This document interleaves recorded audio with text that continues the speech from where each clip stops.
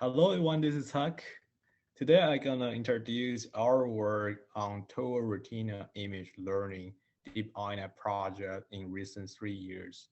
And I'm from Professor Jasper Tanger's group of Living System Lab at KAUST. So for today, you will learn our recent progress and some interesting approach on retinal image. Mostly it's about eyes. And we are focused on three different applications in this short presentation. First is classification. We'll see how the model trying to recognize different retinal disease.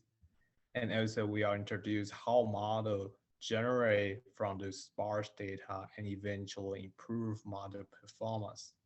Finally, we'll introduce our recent work on image captioning and trying to do this image to language mapping and to provide sufficient medical report generation.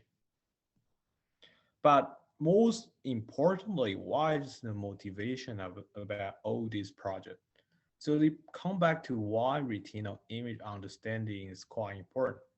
So the WHO estimate that those kind of important retinal disease, diabetes, and this age-related disease are expect to affect over 500 million people.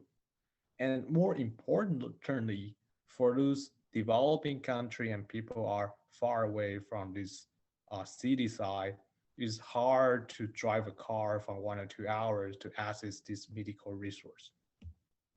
And this is motivate our idea of point of care. So point of care is when the patient going through the process from hospital, doctor, diagnosis, and finally the treatment is we provide local clinic also have some information to accelerate the process. For example, if the local clinic can have what kind of diseases it is from the patients, and we can recognize whether this patient could be go from an emergent side or the patient can be arranged to a certain hospital. So this per diagnosis is really important by providing more information and reference to access local clinic and remote medicine. Is how why and we design this kind of algorithms. And we will introduce our recent work, including retinal image classification, data synthesis, and finally report generation as the summary. First, we look at image classification. We want to provide some data efficient methods. For example, we combine the feature extraction from the sparse biomedical image like UNet, and also some image enhancement methods from digital image processing. And eventually, when we combine simple vector machine and the voting, this kind of algorithm in our first work in ICML biological workshop, they can work on mobile design. And finally, they don't really like data inclusive. And this how this unite word from the ground truth and the segment-wise prediction to provide rich information doing this kind of support vector learning as a hybrid model.